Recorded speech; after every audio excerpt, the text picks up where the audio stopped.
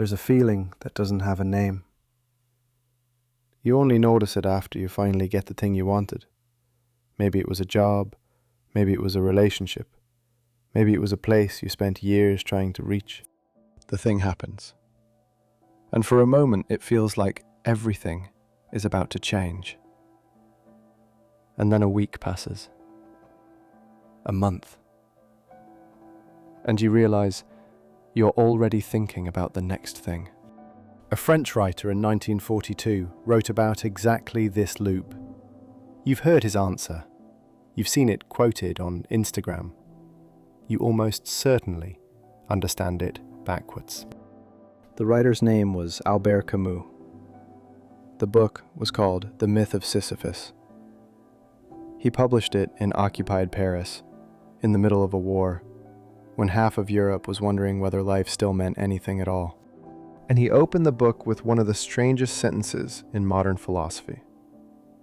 There is but one truly serious philosophical problem, and that is suicide. He didn't mean it the way it sounds. He meant every other question, what is truth, what is good, what is real, comes after one decision, whether to keep living. And he wanted to know what we were saying yes to every morning when we got out of bed, because he had noticed something. Most people, most days, follow a rhythm. Wake up, commute, 4 hours of work, lunch, commute, 4 hours of work, dinner, sleep. Monday, Tuesday, Wednesday, Thursday, Friday. Same rhythm. And then one day, usually for no reason at all, a question arrives. Why? Why this job? Why this city? Why this person? Why am I doing any of this? Camus said, that question, when it arrives, is the beginning of everything.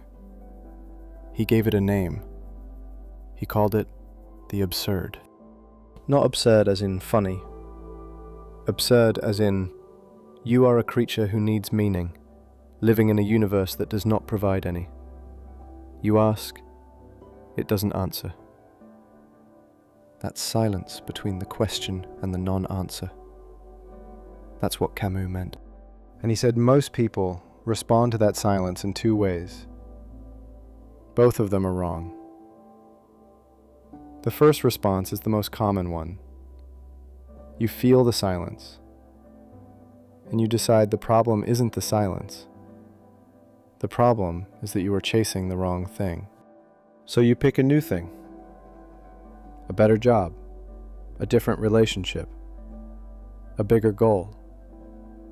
You tell yourself, the last one wasn't quite right.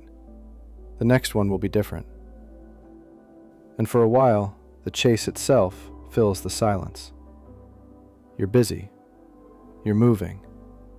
You're convinced. Until you get the next thing. And the silence comes back. The second response is the opposite move. Instead of running toward more goals, you decide there must be a real answer somewhere, a bigger meaning, a purpose. Camus had a sharp name for this. He called it philosophical suicide. Because the moment you tell yourself the silence has a final answer waiting somewhere, you've stopped being honest about what you actually heard. Camus said there is a third way. And it begins with a story you've probably misread your entire life. You know the story. The gods punished Sisyphus. They condemned him to push a boulder up a mountain for eternity. And at the end of his book, Camus wrote one of the most quoted lines in 20th century philosophy. One must imagine Sisyphus happy. You've seen this line. On Instagram. On someone's forearm in cursive ink. In motivational videos that use it to mean, find meaning in your struggle. The work itself is the reward. That is not what Camus said.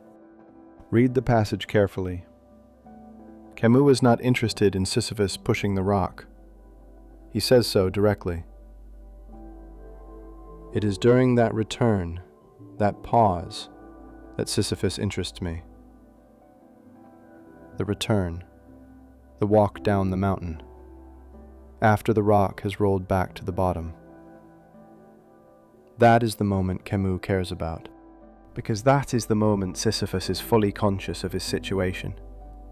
The rock is gone. The task is meaningless. He is walking back down to do the same thing again, and he knows it.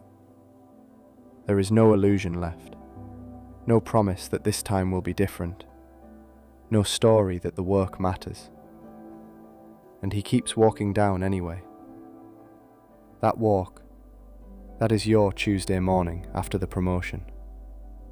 That is the week after the wedding.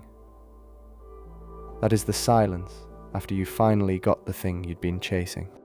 And Camus says, in that moment, Sisyphus is not defeated. He is more conscious than the gods who punished him. Because the gods designed the punishment, thinking the meaninglessness would crush him. But Sisyphus has seen it. He has looked directly at the meaninglessness. And he is still walking.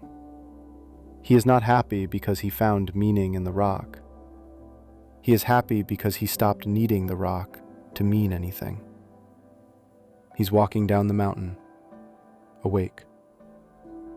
And that's all. So Camus is not telling you to find the right rock. He is telling you something much harder. He is telling you that the next thing won't save you either. The next promotion won't close the silence.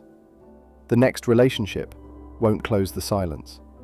The next city, the next milestone, the next version of yourself, none of it will close the silence. Every goal you reach becomes a new bottom of the mountain. Every arrival becomes a new departure. Imagine two people. The first wakes up after getting what they wanted, feels the silence return, and immediately asks, "What's wrong with me? What's the next thing I should be chasing?" The second wakes up, feels the same silence, and thinks, "Of course. This is what it always feels like." The silence is the shape of being alive. And then they go on with their day, not because the day has meaning, because they have stopped requiring it to. Camus called this la révolte, revolt, but not revolt against the world. Revolt against the demand that the world owe us an answer. It is the quietest kind of freedom there is. And it is the only kind Camus believed was real. The beauty of life, he was saying, is not that it has meaning. The beauty of life is this. You know it doesn't. And you walk down the mountain anyway. That is not surrender. That is the most active posture a human being can take. So you go back to that Tuesday morning. You got the thing. The silence came. The next thing is already calling from somewhere on the horizon. Something has changed. You no longer believe the next thing is the one that will finally fix it. You've seen the shape of the loop, and you go after the next thing anyway. Not because you've been fooled again, because you've decided that pursuing things, building things, loving people, getting up on Tuesday, all of it is worth doing, even though none of it closes the silence. This is what Camus meant by happiness, not the bright, full feeling we were promised. Something quieter. The dignity of a person who has stopped lying to themselves about what life is and has decided to live it anyway. Camus didn't say suffering has meaning. He said something quieter and more honest. He said, it doesn't. The loop doesn't end. The next thing won't fill you either. and you can keep walking anyway. Imagine Sisyphus happy, not because he found meaning at the top of the mountain, because he stopped needing it and walked back down.